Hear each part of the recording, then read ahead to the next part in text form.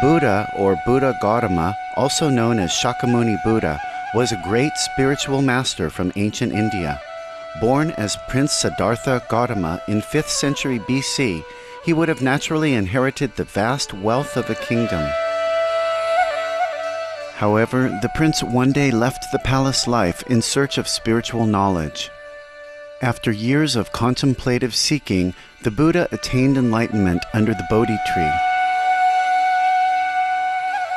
He then shared the merits of his practice by providing a method for other sentient beings to be freed from the cycle of death and rebirth. The rich treasury of Buddha's spiritual teachings on universal truths are studied and revered to this day for their deep wisdom and compassion.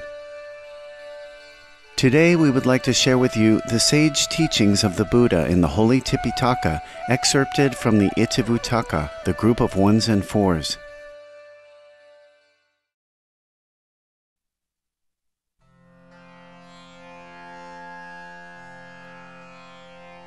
This was said by the Lord.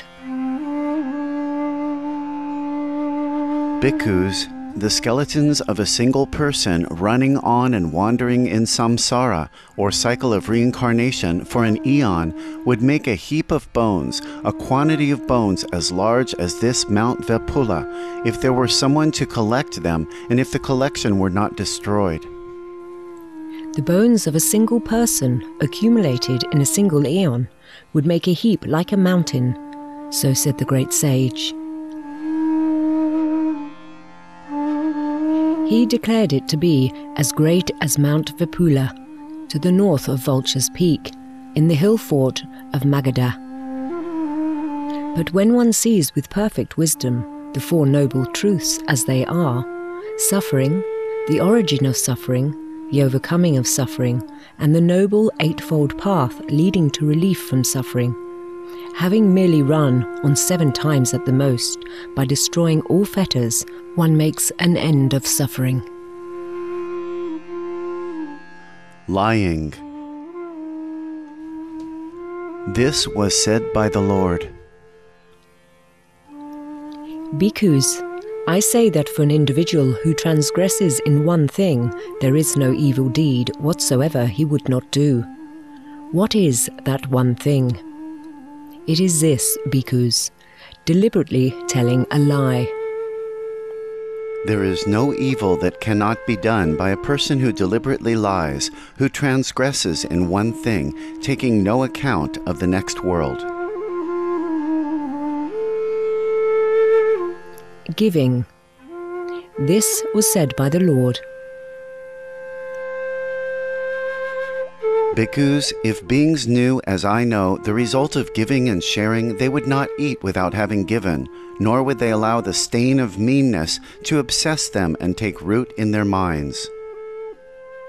Even if it were their last morsel, their last mouthful, they would not eat without having shared it, if there were someone to share it with. But bhikkhus, as beings do not know, as I know, the result of giving and sharing, they eat without having given, and the stain of meanness obsesses them and takes root in their minds. If beings only knew, so said the great sage, how the result of sharing is of such great fruit, with a gladdened mind, rid of the stain of meanness, they would duly give to noble ones, who make what is given fruitful. Having given much food as offerings to those most worthy of offerings, the donors go to heaven on departing the human state. Having gone to heaven, they rejoice, and enjoying pleasures there, the unselfish experience the result of generously sharing with others.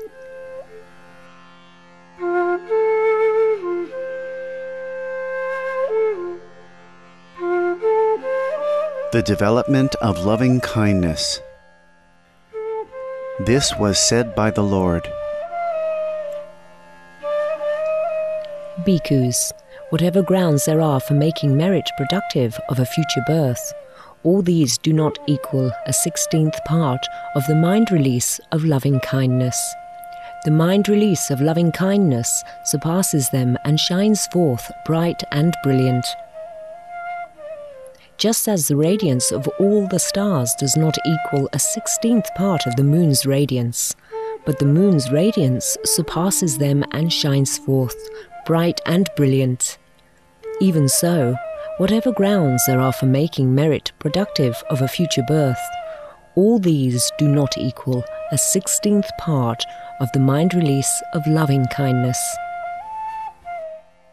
Just as in the last month of the rainy season, in the autumn, when the sky is clear and free of clouds, the sun, on ascending, dispels the darkness of space and shines forth, bright and brilliant. Even so, whatever grounds there are for making merit productive of a future birth, all these do not equal a 16th part of the mind release of loving kindness.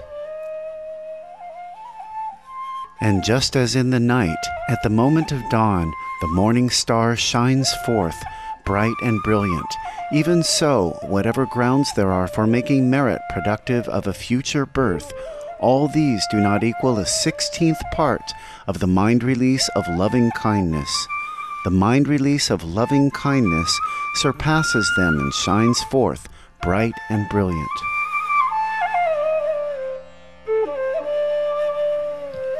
For one who mindfully develops boundless loving kindness, seeing the destruction of clinging, the fetters are worn away. If with an uncorrupted mind he pervades just one being, with loving, kindly thoughts he makes some merit thereby. But a noble one produces an abundance of merit by having a compassionate mind towards all beings. Those royal seers who conquered the earth crowded with beings went about performing sacrifices: the horse sacrifice, the man sacrifice, the water rites, the soma sacrifice, and that called the unobstructed. But these do not share even a 16th part of a well-cultivated mind of love, just as the entire starry host is dimmed by the moon's radiance. One who does not kill, nor cause others to kill, who does not conquer, nor cause others to conquer. Kindly towards all beings, he has enmity for none. This too is the meaning of what was said by the Lord, so I heard. Itivuttaka, the group of fours. With Brahma, this was said by the Lord. Living with Brahma are those families where, within the home, mother and father are respected by their children. Living with the early devas are those families where, within the home, mother and father are respected by their children. Living with the early teachers are those families where, within the home, mother and father are respected by their children. Living with those worthy of adoration are those families where, within the home, mother and father are respected by their children. Brahma, bhikkhus, is a term for mother and father. Early devas and early teachers and those worthy of veneration are terms for mother and father. For what reason? Because mother and father are very helpful to their children. They take care of them and bring them up and teach them about the world. Mother and father are called Brahma, early teachers, and worthy of veneration, being compassionate towards their family of children. Thus the wise should venerate them, pay them due honor, provide them with food and drink, give them clothing and a bed, anoint and bathe them, and also wash their feet. When he performs such service for his mother and his father, they praise that wise person even here, and hereafter he rejoices in heaven.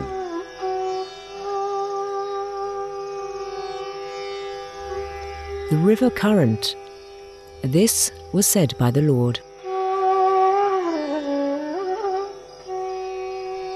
Suppose, bhikkhus, a man was being borne along by the current of a river that seemed pleasant and agreeable. But upon seeing him, a keen-sighted man standing on the bank would call out to him, "Hey, good man, although you are being borne along by the current of a river that seems pleasant and agreeable, Lower down there is a pool with turbulent waves and swirling eddies with monsters and demons. On reaching that pool, you will die or suffer close to death. Then, bhikkhus, upon hearing the words of that person, that man would struggle against the current with hands and feet.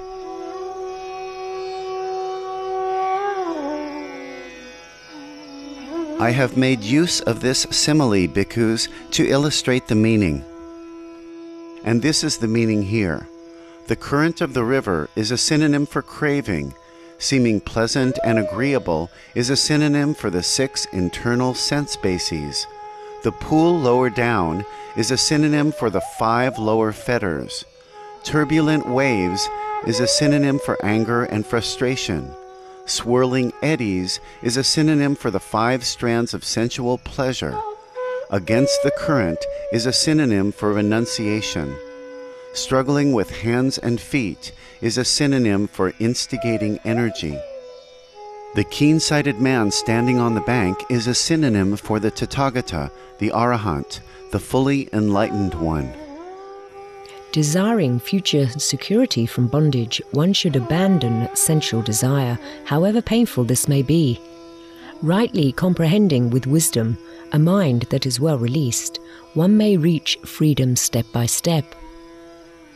One who is a master of knowledge, who has lived the holy life, is called one gone to the world's end, one who has reached the further shore. The world.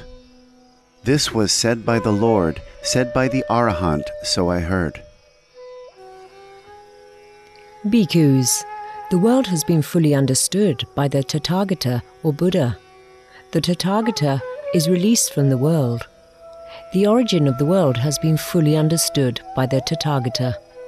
The origin of the world has been abandoned by the Tathagata. The cessation of the world has been fully understood by the Tathagata. The cessation of the world has been realized by the Tathagata. The course leading to the cessation of the world has been fully understood by the Tathagata. The course leading to the cessation of the world has been developed by the Tathagata.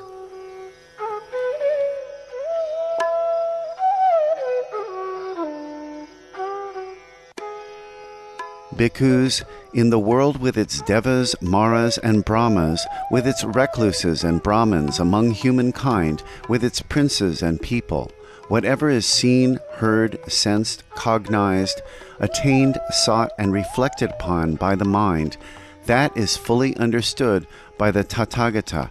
Therefore he is called the Tathagata. Bhikkhus, from the night when the Tathagata awakened to unsurpassed full enlightenment until the night when he passes away into the Nibbana element with no residue left, whatever he speaks, utters, and explains, all that is just so and not otherwise. Therefore, he is called the Tathagata. As the Tathagata says, so he does. As the Tathagata does, so he says. Therefore, he is called the Tathagata. In the world with its devas, maras, challenges or hindrances, and brahmas, with its recluses and brahmins, among humankind, with its princes and people, the Tathagata is the conqueror, unvanquished, all-seer, wielding power. Therefore, he is called the Tathagata.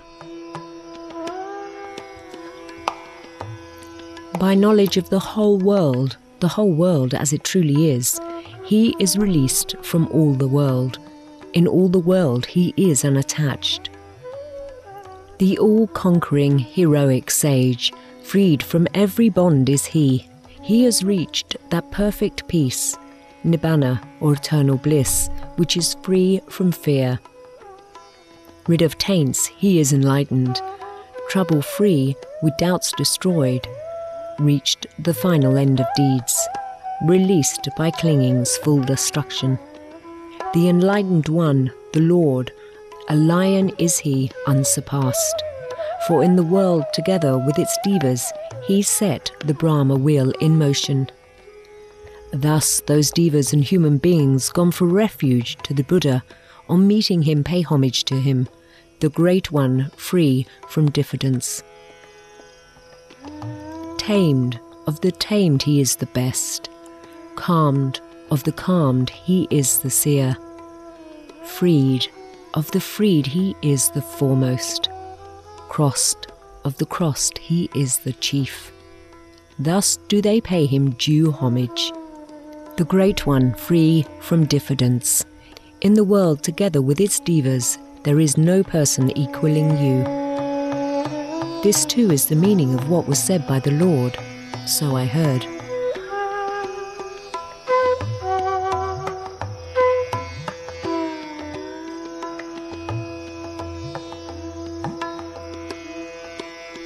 We thank you for your company today for Between Master and Disciples here on Supreme Master Television. Planet Earth, our loving home, is up next after noteworthy news. We wish you much love and kindness in the days ahead.